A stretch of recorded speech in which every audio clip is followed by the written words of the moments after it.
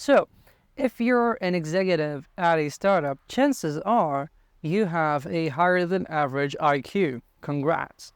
However, the thing that I've seen in the past years helping a bunch of tech executives become better at their craft is that what we're lacking as people coming from a technical background is the ability to bridge the gap with our peers and with the rest of the company, which requires actually having a bit extra, which is not just a high IQ, but also a better EQ, your emotional quotient, emotional IQ equivalent.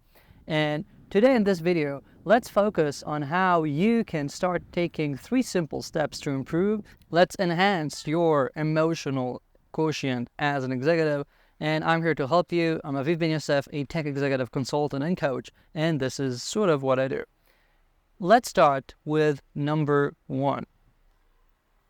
And that is assuming that everyone around you are stupid. We all do that. You know how if you asked the majority of people, they would say that they are above average driver, where it is not possible, right? Because if we look at an average, we cannot have 80% of the people saying they're above average. And the same, of course, applies to the way we look at work. And I see that I think it's sort of a remnant from being a senior engineer. You know, those disgruntled engineers who point at whatever others are doing imperfectly. Everyone else is stupid. Everyone else is missing obvious ways of doing things or missing obvious mistakes, and we're the smart ones. For example, I constantly see executives, tech executives, VPs of engineering, who moan about their counterparts in product not being good enough because, they keep giving us product specs that aren't fixed, that aren't complete, that aren't perfect. And I'm like, does your team never hand out things that aren't perfect, that aren't complete? Do you never have bugs? Do you never have issues? Do you never have follow-up questions? Do you never misunderstand anything? Why do you expect your team to be like that, yet allow and don't allow others to operate in the same manner? And this is something that we have as humans, I think, where we tend to think that for others' problems are easier, our own problems are way harder. And this, when it comes to your role as an executive, it is no longer something you can do. Well, you shouldn't do, because it will just keep distancing you and your organization from the rest of the company. That's not something we want to see.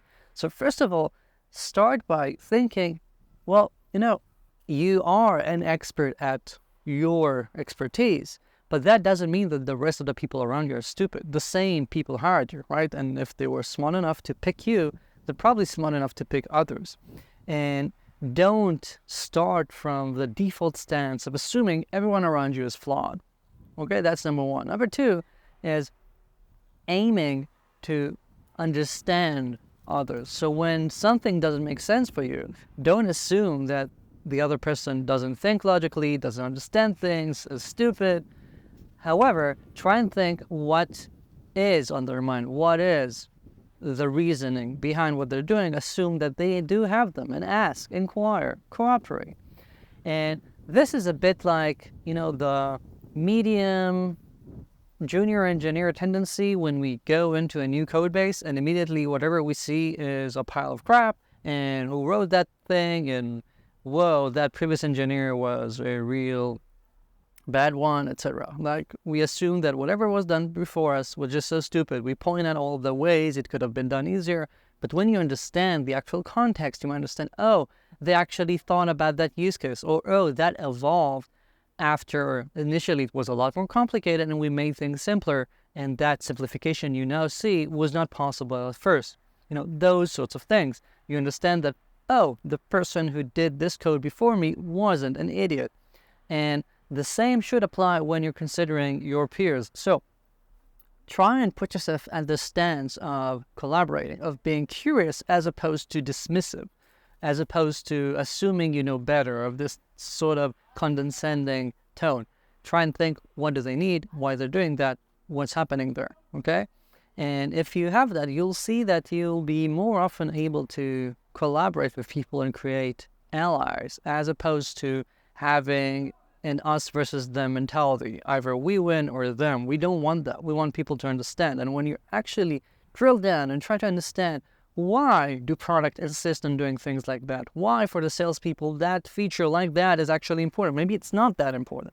When you actually have a discussion and understand them and trying to understand that what's in it for me that they have, when you have that sort of conversation going on, you'll be able to change their minds or actually understand that they're right or find some middle path that makes sense for everyone. And that's what good executives do. They don't aim to win, they aim to get success, not just for their own organizations, but for the entire company.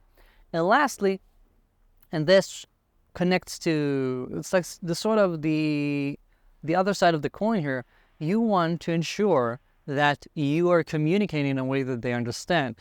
See constantly VPs of engineering and VPs of R&D and CTOs speak in a way that's so chock full of jargon that the people around them don't even understand what they want and don't understand what they need to do. And when you do that, you see that people have a real issue when it comes to assessing whether you're serious, whether the problems that you're mentioning are real problems or not, whether when you're saying something isn't possible, it's just because it really isn't, or you're trying to manipulate them with some jargon and saying that the framework and that language and AWS and giving them a bunch of excuses to get your way.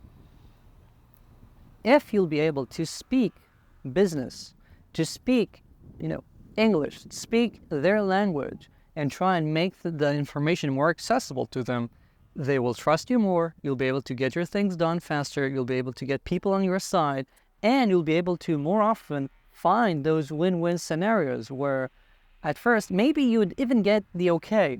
People would just, to get you out of the way, to get you to stop shooting this random language at them, they would say, okay, do whatever you think is best, but that's not necessarily really the best thing. It might be the easiest path for you, but that's not necessarily the best case scenario for the company. If you would collaborate, you might find a better solution. So try and speak their language. And these three things can very easily increase your EQ as an executive and make you a real genuine part of the executive team in the company, and you'll see things improve tremendously. And I think that this is something that not enough of us do. And if you're interested in more similar tips, there's a playlist that I've got I call the Friday Upgrade, with a bunch of similar content from my first book, The Tech Executive Operating System, about how to upgrade yourself as a tech executive. So check it out. It might be somewhere here around me on the screen. Oh, and if you like this, if you have any questions or comments, let me know in the comments. For example, how you're working to upgrade your EQ, or whether you had any interesting scenarios where you found that you were able to enhance it with time. Okay? Thank you.